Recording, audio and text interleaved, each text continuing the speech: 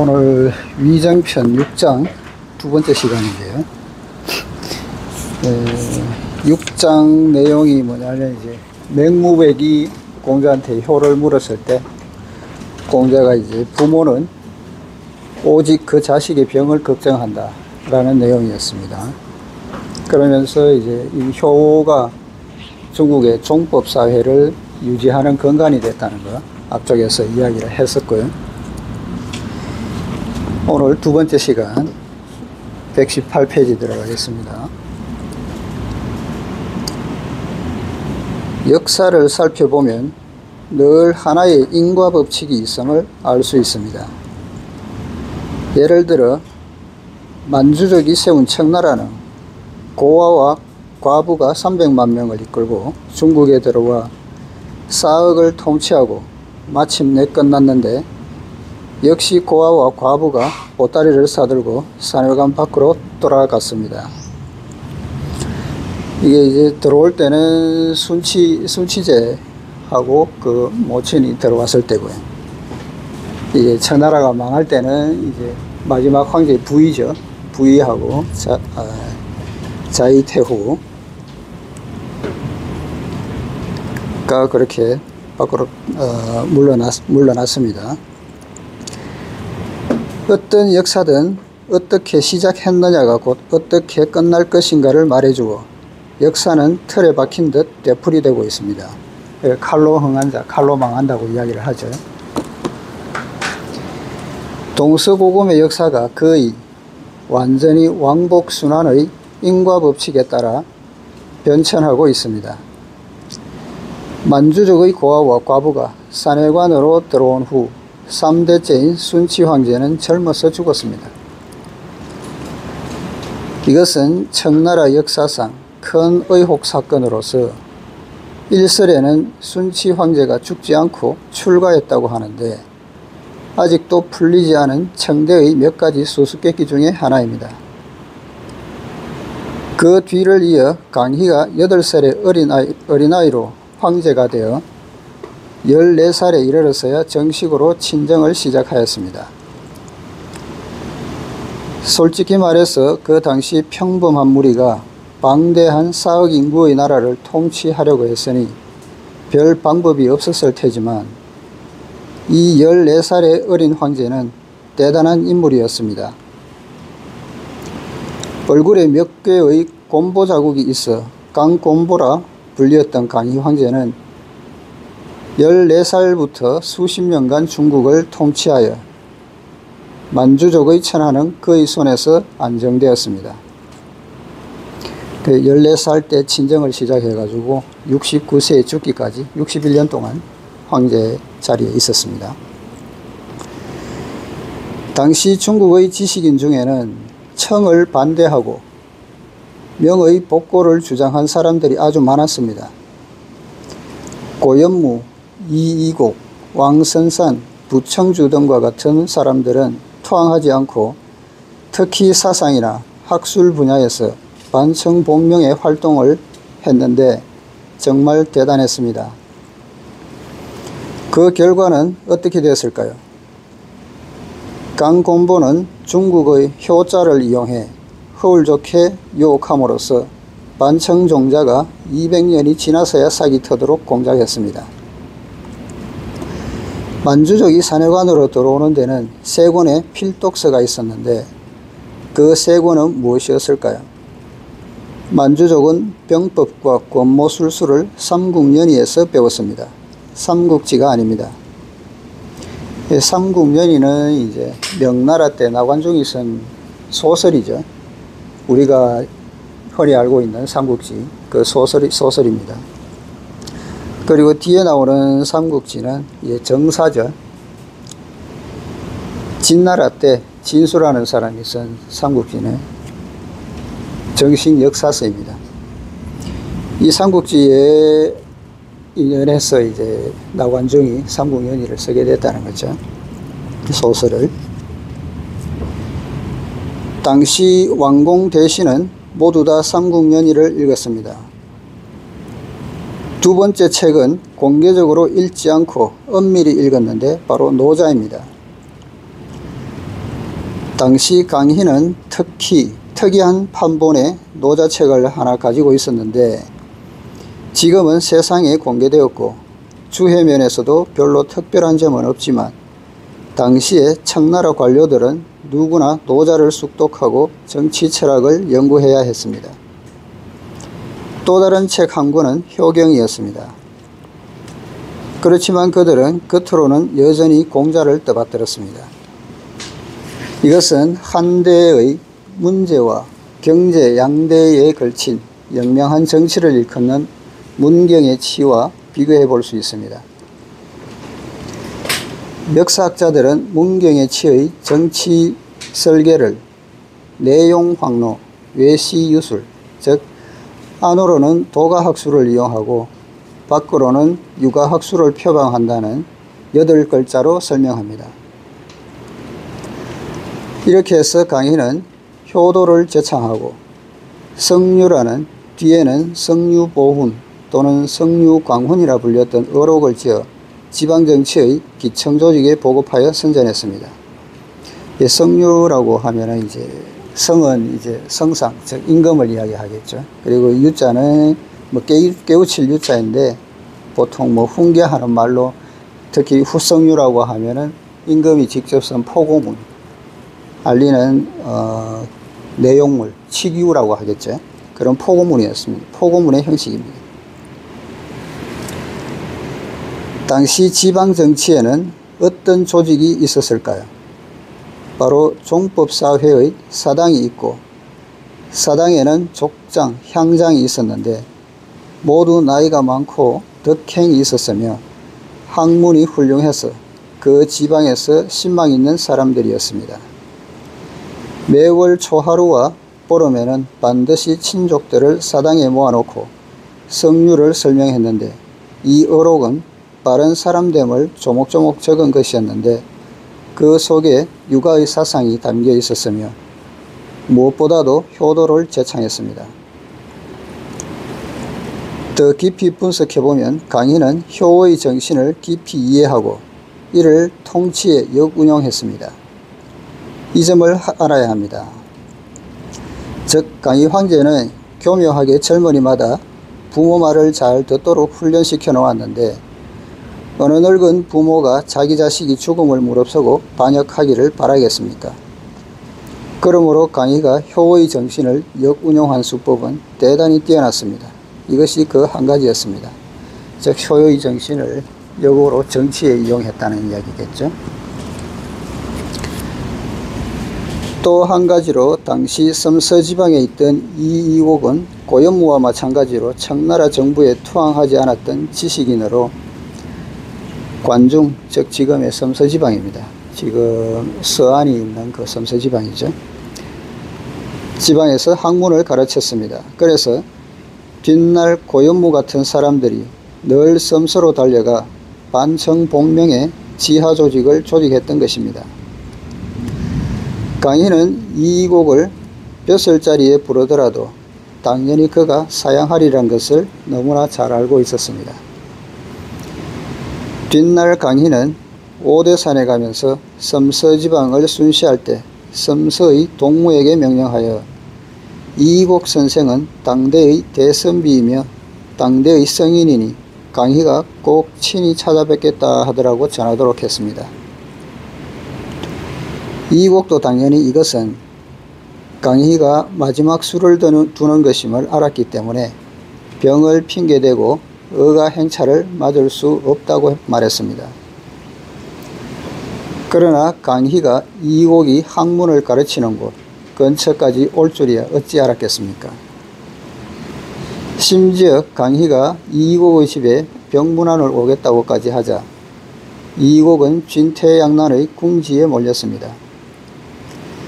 만약에 강희가 자기 집에 오게 되면 그는 강희에게 머리를 숙여야 하는데 그렇게 되면 토항하는 셈이 되고 그것은 중국 문화민족의 절개와 관계되는 문제였습니다.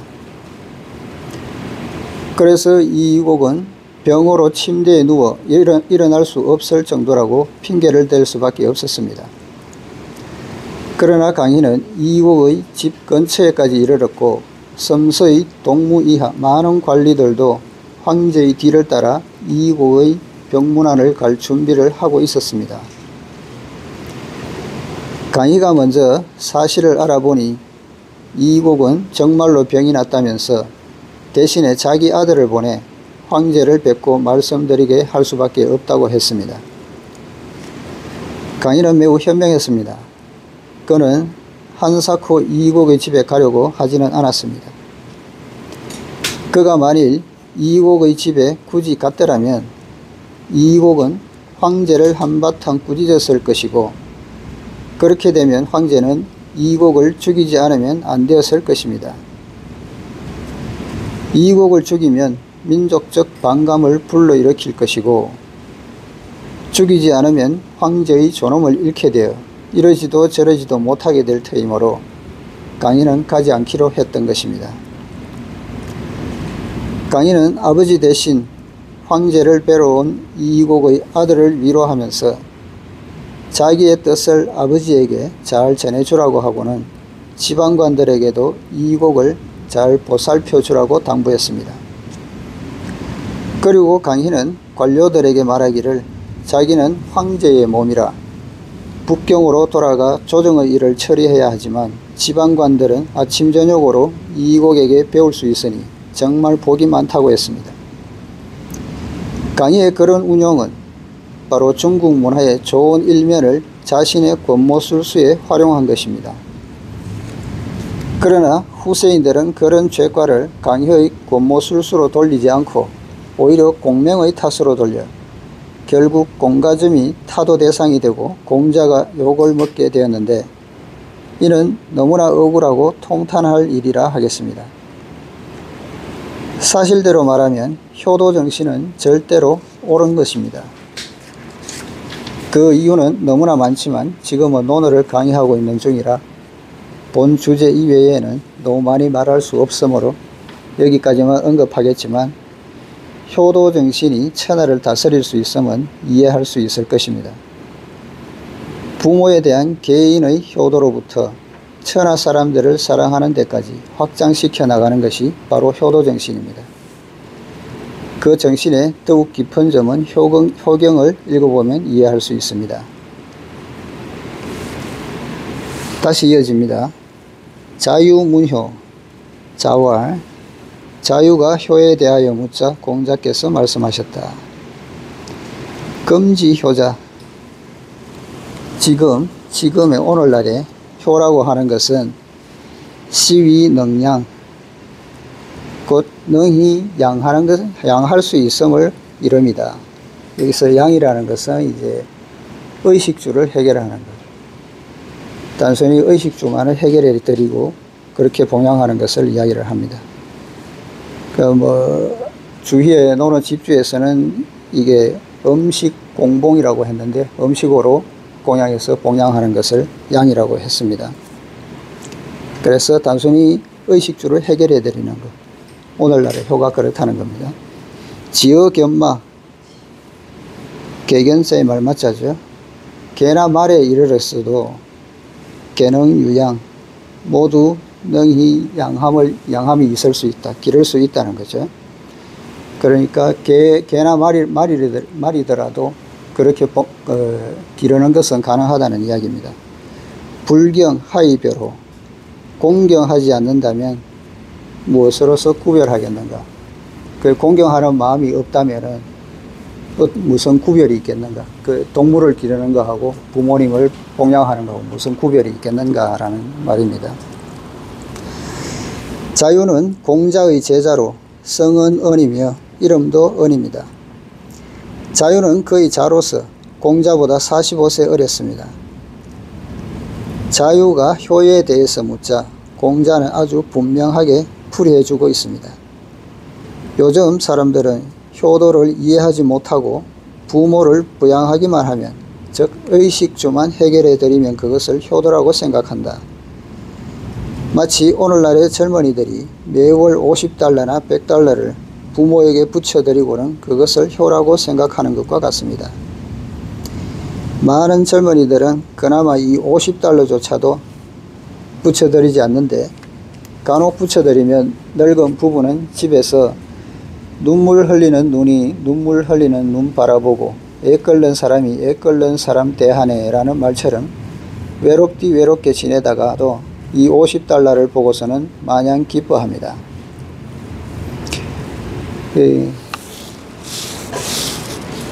유루안 관유루안 단장인 대단장인이라고 하는데, 요거는 이제 옛날에 병사들이 출정 나갈 때, 전쟁터에 출정 나가면은 이제 부부지간에 헤어질 때 쓰는 그거를 이야기를 시로 읊은 겁니다. 헤어지면은 언제 죽을지도 모르기 때문에 거의 뭐 사별하는 거하고 마찬가지겠죠. 그래서 눈물 흘리는 눈이 눈물 흘리는 눈 바라보고 애 끓는 사람이 애 끓는 사람 대한다고 이야기했는데, 여기서는 이제 그 부모님이 자식들을 대하는 게 이렇다는 거죠.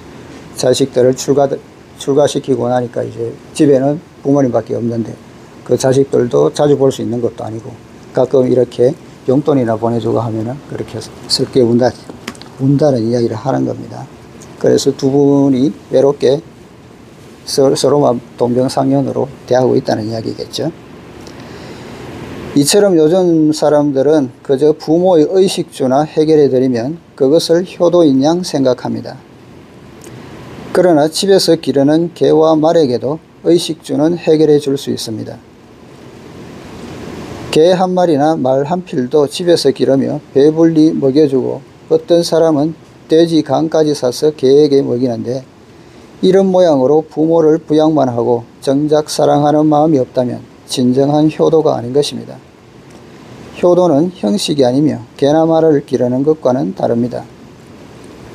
그리고 요즘은 뭐 개나 고양이 기르는 게 뭐 부모님 대하는 것보다 더 애틋하게 하죠. 그래서 얘기의 제2편에 보면은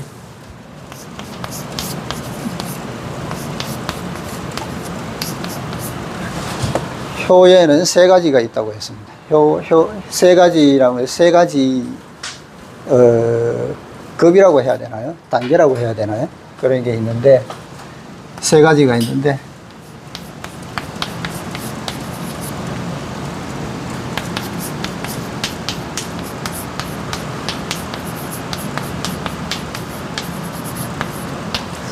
첫째는 대효존신입니다. 큰 효는, 가장 상등의 효는, 최고의 효는 존친, 부모님을 존이라는 것은 뭐 존경하고 존중하는 것, 마음으로 존경하고 존중하는 것, 그리고 마음으로 부모님을 따르는 것을 이야기를 하겠죠. 개인적으로는 그런데 또 사회적으로 보면은 내가 입신양명해 가지고 후세에 앞에서 효경을 이야기하면서 입신양명해서 후세의 이름을 남겨가지고 부모님을 드러나게 한다.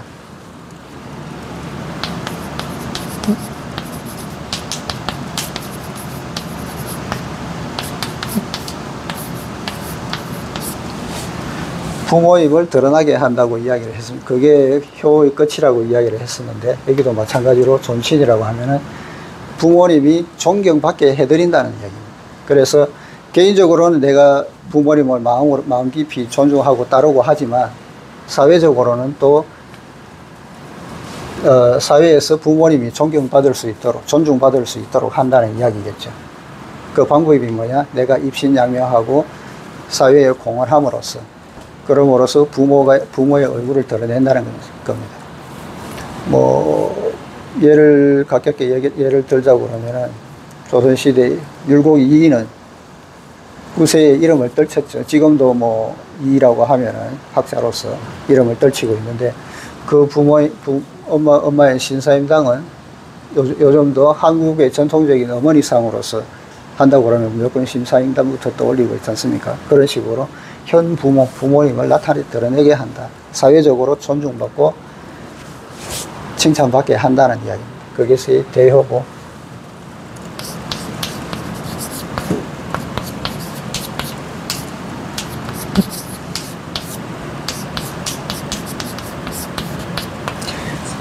기차 부력. 요 기자는 불자는 요 불자하고 같습니다.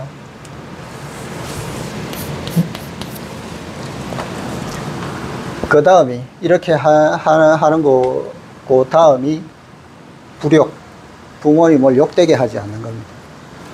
그래서 부모님을 욕되게 하지 않는다는 거는 부모님이 욕먹는 경우는 이제 내가 어떤 행동을 하느냐에 따라서 부모님이 욕을 먹느냐 칭찬을 듣느냐 이야기를 하겠죠.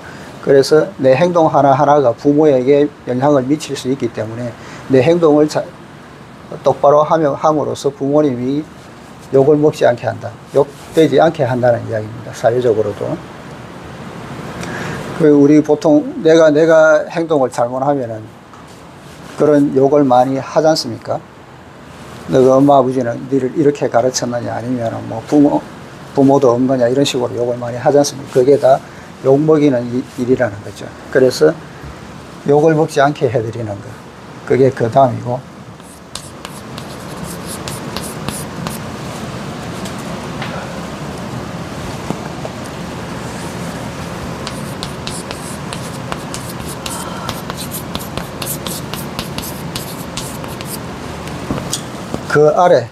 그 아래가 능양, 지금 나오는 양입니다.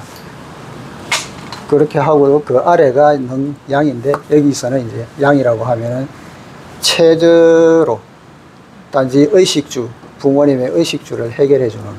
그것을 양이라고 합니다. 능양이라고 이야기하는데 그게 효의 제일 아래 단계라는 이야기죠. 그렇지만 그게 체저 마지노선 기본적으로 이 정도도 하지 않으면 사람도 아니라는 이야기를 하는 거예요. 적어도 이 세 단계가 있다는 거죠. 그래서 제일 큰 효라는 것은 이제 현부모 하는 것. 앞에서 뭐 효경에서도 이야기했듯이 그게 효의 끝이죠. 그리고 욕되게 하지 않는 것. 그리고 물질적인 봉양을 제대로 할 수 있는 것. 이 세 가지를 이야기를 하고 있습니다.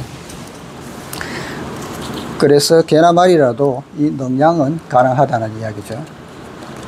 요즘 뭐 개나 고양이나 뭐 사람보다 더 잘 봉양을 받고 있죠. 뭐 옷까지 입고 있으니까요. 그래서 본문에 다시 돌아가겠습니다. 여기서 우리는 공자가 학생에게 가르치는 효도와 정치에 종사하는 사람에게 가르치는 효도의 내용이 전혀 다른 것을 알 수 있습니다. 그래서 우리는 공자의 이 앞뒤 말은 간접화법인 허루어이며 언어임을 알게 됩니다. 다음에도 이어서 효도를 말합니다. 자하문효 자왈. 자하가 효도에 관하여 묻자 공자께서 말씀하셨다. 생난, 바른 태도가 어렵다. 여기서 색은 이제 얼굴색, 낯빛, 태도 그런 겁니다.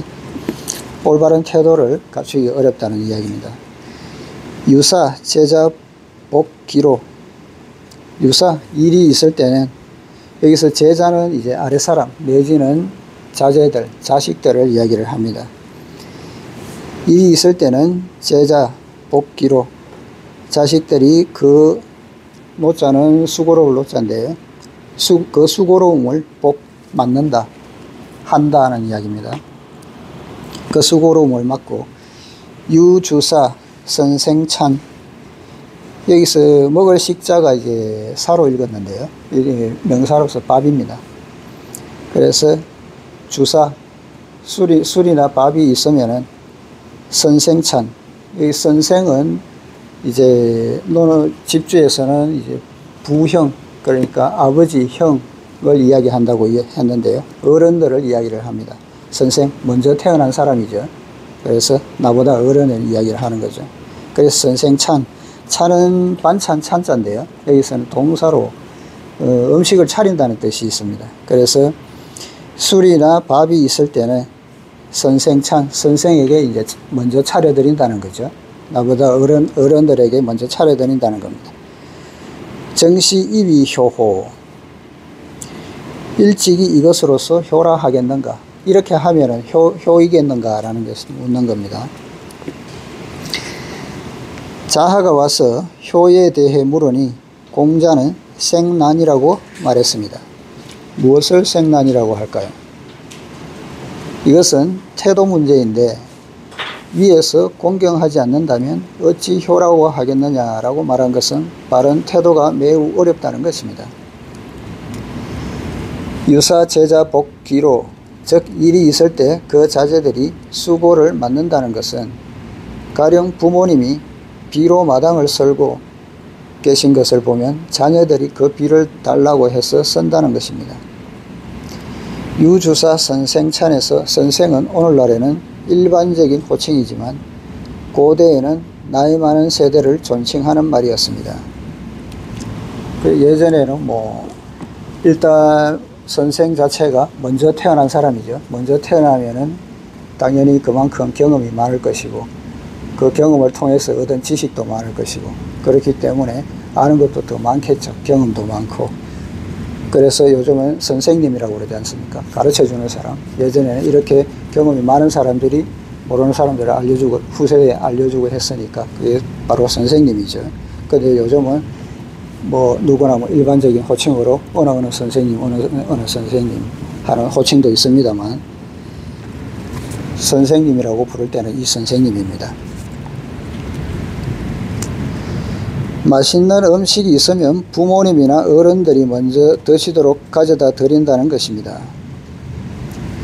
정시이위효호, 정시는 가정의 뜻입니다. 이렇게 한다면 너는 효도라고 생각하느냐? 라고 공자는 물은 것입니다.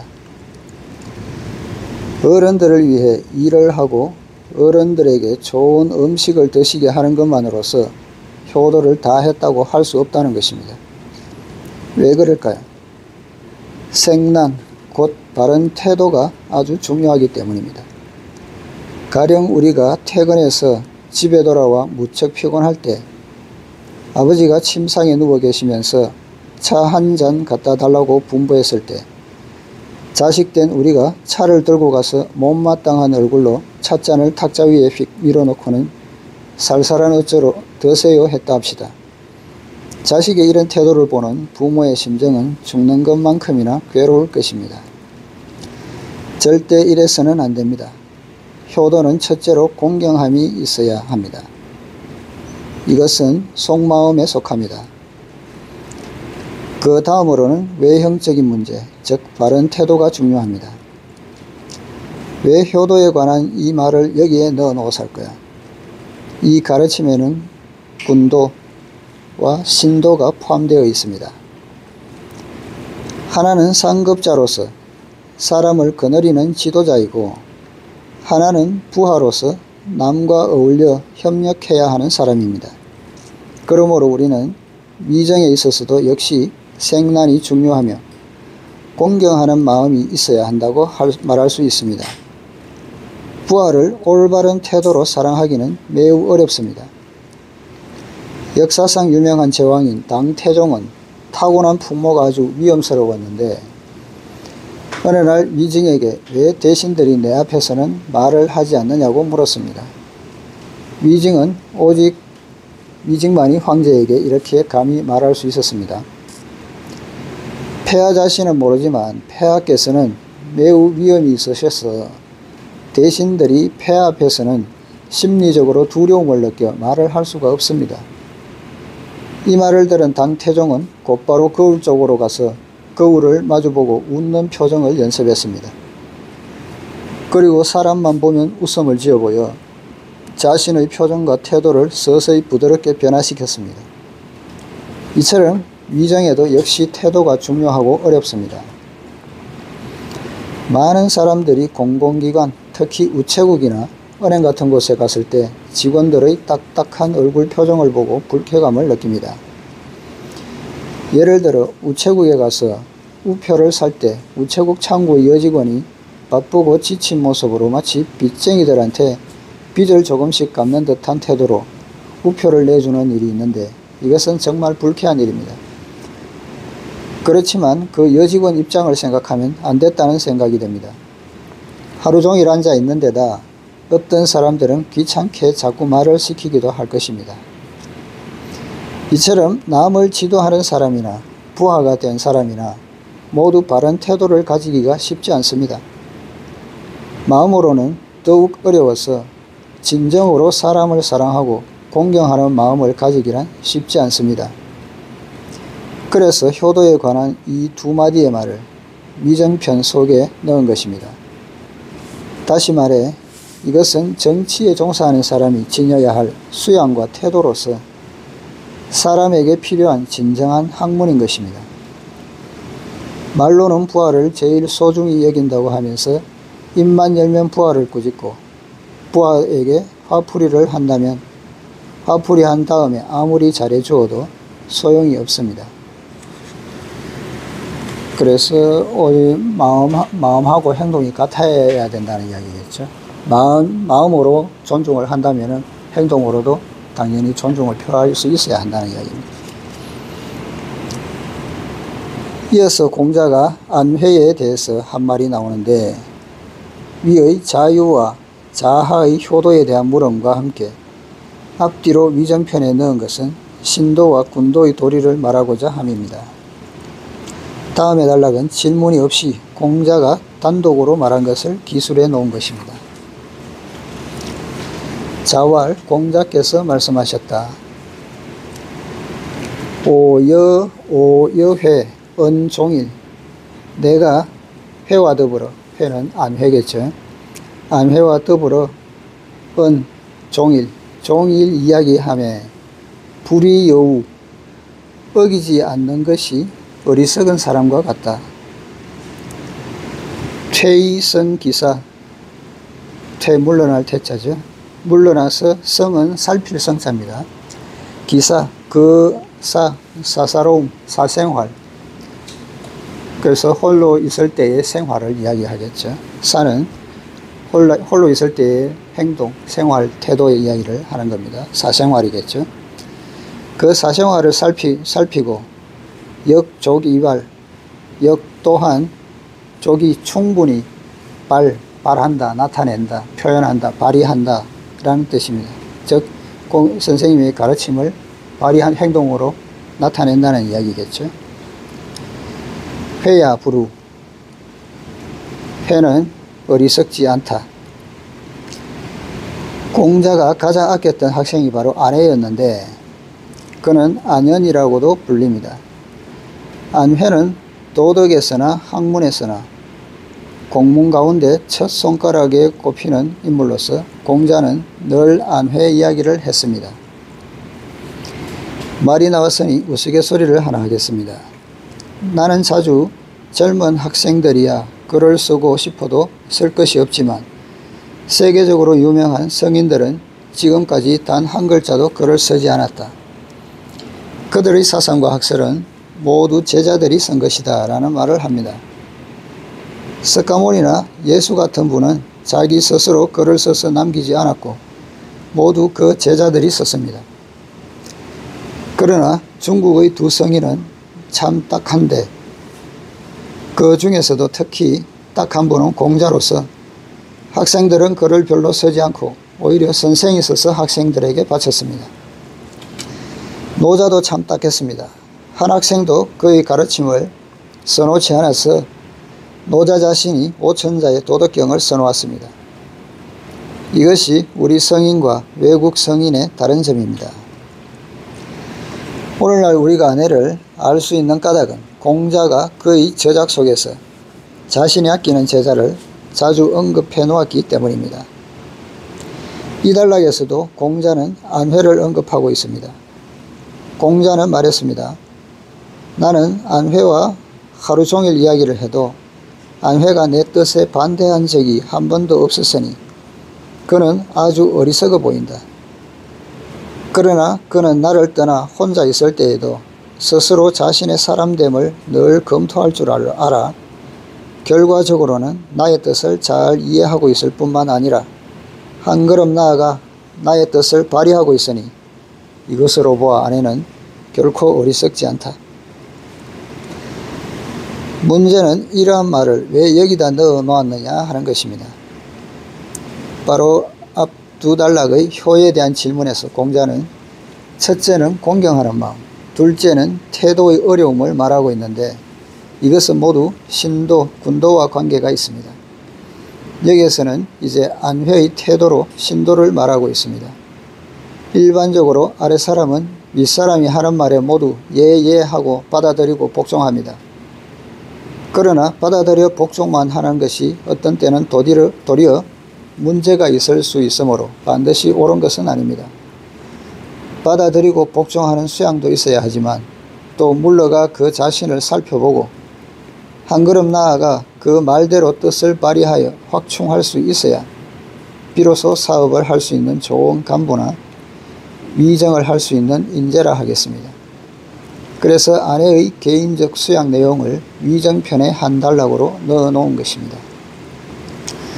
오늘 본문은 여기까지 하고요. 다음이 좀 길어가지고 나머지 시간은 이제 2편 위정편 지금까지 했던 내용을 이제 남해근 선생의 뜻으로 한번 풀이해 보겠습니다. 위정편 1장부터 보겠습니다. 자활, 위정이득, 요거 하면서 다시 한번 내용을 상기시켜 보시기 바랍니다. 자활, 위정이득, 비여북신, 거기소, 이 중성공지. 공자께서 말씀하셨다. 자신의 중심 사상과 중심 기풍이 있고 좋은 행위의 성과인 도덕으로서 남을 감화시키는 정치를 하는 것은 마치 북극성은 제자리에 있고 무수한 별자리들이 이를 에워싸서 돌고 있는 것과 같이 아래 사람들은 그가 지시하는 방향으로 움직일 것이다. 2장입니다. 자활, 시300, 이른이 폐지왈, 사무사. 공자께서 말씀하셨다. 사람의 생각에는 문제가 있기 마련이어서 엄정한 문화교육을 거치지 않으면 올바른 길을 가지 못한다. 그래서 시300편을 정리한 주요 목적은 한마디로 말해 사람들의 생각에 사악함이 없도록 하기 위한 것이라 하겠다. 3장입니다. 자활, 도지이정, 제지이형, 민면이 무치, 도지이덕, 제지이예, 유치차격. 공자께서 말씀하셨다. 정치적 법령으로서 영도하고 형벌로서 다스리면 백성들은 법률의 틈새를 뚫고 법을 어기지 않아 책임이나 형벌은 면하되 잘난 체 뽐내고 자기를 어쩌지 못한다고 생각한 나머지 부끄러움은 모르게 된다. 도덕으로서 영도하고 예의 정신으로서 다스리면 모든 사람들이 자발적이 되어 잘못했을 경우 부끄러움을 알게 되고 또 이렇게 사람마다 부끄러워하여 감히 부도덕한 일을 하지 않을 정도가 되면 법률적인 제재를 기다릴 필요 없이 스스로를 돌이켜보고 괴로워하는 정도에 이르러 정치의 목적에 도달하게 된다. 4장 자활, 5 12오이 지어학, 32립, 42부록, 52 지처명, 62 이순, 72 종심소욕 불유구. 공자께서 말씀하셨다. 나는 15살에 학문의 뜻을 두었고 그 후 15년에 걸친 풍부한 경험과 인생의 시련을 바탕으로 30살에는 내 인생의 길을 확고하게 세웠으며 40살에는 비로소 그 길을 의심하지 않게 되었고 50살에는 우주 만물의 근원인 천명을 알게 되었고 60살에는 무슨 말을 들어도 마음이 평온하였으며 70살에는 마음이 하고자 하는 대로 따라도 법도를 넘어서지 않게 되었다. 맹의자 문효, 자활, 무위, 번지어, 자고지활, 맹손 문효어아, 아대활, 무위, 번지활, 하위야, 자활, 생, 사지이예, 사, 장지이예, 제지이예. 노나라 대부인 맹의자가 효도에 대하여 묻자 공자께서는 어기지 말라고 말씀하셨다. 번지가 수레를 몰고 있었는데 공자께서 그에게 말씀하셨다. 맹손이 나에게 효도에 대하여 묻기에 내가 어기지 말라고 대답하였다. 번지가 말했다. 무슨 뜻입니까? 공자께서 말씀하셨다. 그것은 별게 아니고 간단한 것이다. 부모가 살아계실 동안에는 돌보아드리고 사랑으로 감사드리는 등 예로서 섬기고, 돌아가셨을 때에는 예로서 장사 지내고 예로서 제사를 모셔야 한다는 것이다. 6장입니다. 맹무백 문효 자왈 부모 유기질지우. 맹의자의 아들로서 정통 세가공자인 맹무백이 효도에 대하여 묻자 공자께서 말씀하셨다. 부모는 오로지 그 자식의 병을 걱정한다. 효도는 간단한 것이다. 자식이 병이 났을 때 부모가 걱정하듯 네가 부모를 생각한다면 너는 효도를 이해한 것이다. 개인의 입장에서 보면 효도란 부모의 사랑에 대한 보답이다. 자식에게 무슨 일이 생겼을 때 부모가 그렇게 애를 태우듯 자식도 그런 마음으로 부모를 대하는 것, 그것이 효다. 바꾸어 말해서 너 맹무백은 세가공자이니 장래에 틀림없이 정치를 맡게 될 것이다. 우리가 역사를 읽으면서 깨닫는 한 가지는 바로 세가공자가 정치를 맡으면 백성의 질고를 모를까 걱정이 되는 것이다. 그래서 위정의 도리는 백성의 질고를 알고 중하층 사회 백성들의 고통이 어디에 있는지 깨닫는 데 있는 것이다. 그러기에 천하 사람을 사랑하려면 천하 사람의 질고를 알아야 한다. 마치 부모가 자녀를 이해하고 있듯이 너 맹무백도 장래에 정치에 종사할 텐데 이 도리를 꼭 기억해 두어라. 7장입니다. 자유문효 자왈 금지효자 시위능양 지어견마 개능유양 불경 하이벼로. 자유가 효도에 대하여 묻자 공자께서 말씀하셨다. 오늘날 사람들의 효도는 효도를 이해하지 못하고 그저 부모의 의식주를 해결해 드릴 수 있는 것만을 말한다. 그런데 집에서 기르는 개와 말에게도 의식주는 해결해 줄 수 있다. 공경하는 마음이 없다면 이것과 무엇이 다를까? 8장입니다. 자하문효 자왈 생난 유사 제자복기로 유주사 선생찬 정시이위효호. 자하가 효도에 대하여 묻자 공자께서 말씀하셨다. 공경하는 바른 태도가 어렵다. 일이 있을 때 제자들이 그 수고를 맡고 자제들이 그 수고를 맡고 술이나 음식이 있을 때 어른들에게 먼저 드시도록 한다고 해서 설마 이런 것만으로 효도라 할 수가 있겠느냐. 자왈 오여회 은종일 불이여우 퇴선기사 역조기발 회야부루. 공자께서 말씀하셨다. 내가 안회와 종일토록 말을 해봐도 내 뜻에 반대한 적이 없어 어리석은 사람 같다. 그러나 물러가 혼자 있을 때에도 스스로 그 자신의 사람됨과 처신을 늘 살펴보고 나의 뜻을 잘 이해하고 있을 뿐만 아니라 또 발휘하고 있다. 이것으로 보아 아내는 어리석지 않다. 여기까지 오늘 공부한 내용까지였습니다. 다음 시간에 다음 10장 넘어가겠습니다. 수고하셨습니다. 수고하셨습니다.